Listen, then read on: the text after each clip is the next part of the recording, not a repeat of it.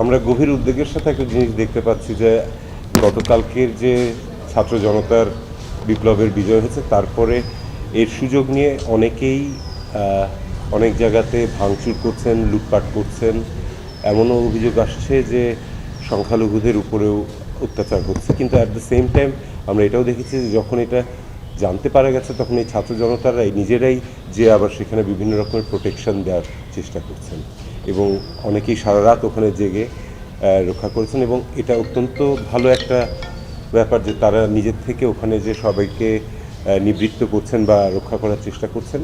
আমি সবাইকে অনুরোধ করব যে যাতে এইরকম ভাঙচুর কোথাও যেন না হয়, কারণ যেগুলো হচ্ছে সবকটি আমাদের নিজেদের জাতীয় সম্পদ এবং আমরা দেখেছি যে গণভবন থেকে অনেকেই জিনিসপত্র নিয়ে গেছেন। এটা একটু মনে করি যে শ্রীলঙ্কাতেও এরকম যখন হয়েছিল পরবর্তীতে কিন্তু শ্রীলঙ্কান ক্যামেরা মানে সিসিটিভি দেখে যারা এই কাজ করেছিল তাদের প্রত্যেককে বিচারের মুখোমুখি করা হয়েছিল এবং এখানেও সেইটার ব্যত্যয় হবে না। এগুলো সব কিছুই আমাদের সরকারের সম্পদ ছিল, দেশের সম্পদ ছিল, সেগুলোকে নষ্ট করা বা কোনো কিছুই আমাদের উচিত হবে না। তো আমরা সবাইকে অনুরোধ করব দয়া করে এই কাজ থেকে আপনারা নিবৃত্ত থাকুন।